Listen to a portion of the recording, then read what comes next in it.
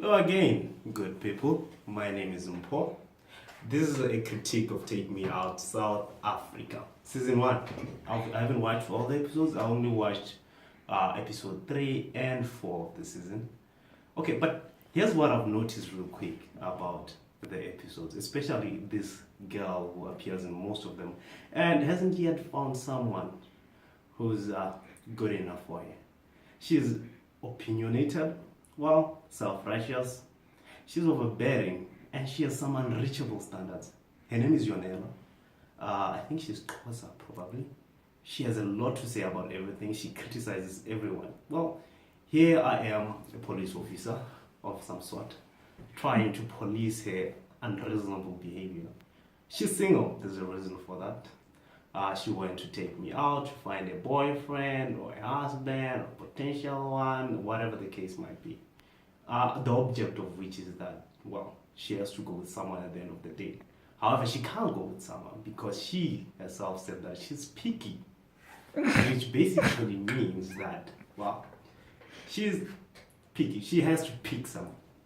Well, there are a lot of guys there. She's not picking either one of them. I think it's a grammatical error. What she was trying to say probably was that she's selective. She's so selective to a point that not even a single guy on earth will reach her standards. The bar that she has raised is way too high. She's principled. She has high morals, probably. But here's the thing, she has to deal with the person at the end of the day. And I think the reason why she's single is because she would appear as over-controlling. I think if I was the only guy, if she was the only girl left on the show, well, I wouldn't go out with her because it would be doomed. The whole relationship would be a sham because no one would ever live up to her standards.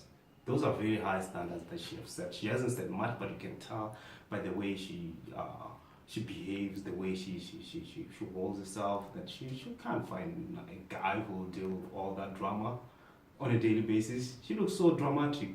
And she's so self-righteous to such an extent that if you're in a relationship with her, I feel like she would think her opinion matters more than yours. She speaks her mind, whatever comes out, she spews everything that comes out of her brains.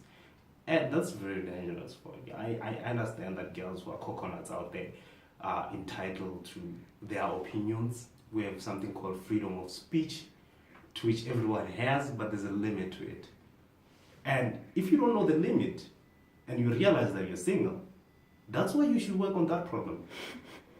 That's a problem that she has, and I feel like as a person in her position who thinks very highly of herself and lowly of everyone else, she should work on that to reach perfection because she's a perfectionist. And I pity the guy who would try and date her for the long run. There are some desperate people out there. They will probably try to give her a chance. But I assure you, none of them will live a happy, fruitful life. That's just something I feel like every person shouldn't aspire to. We all aspire to be great, but not that great that you just feel like everyone else is below your feet and you can simply walk all over them as and when it pleases you. Well, that's the end of the critique.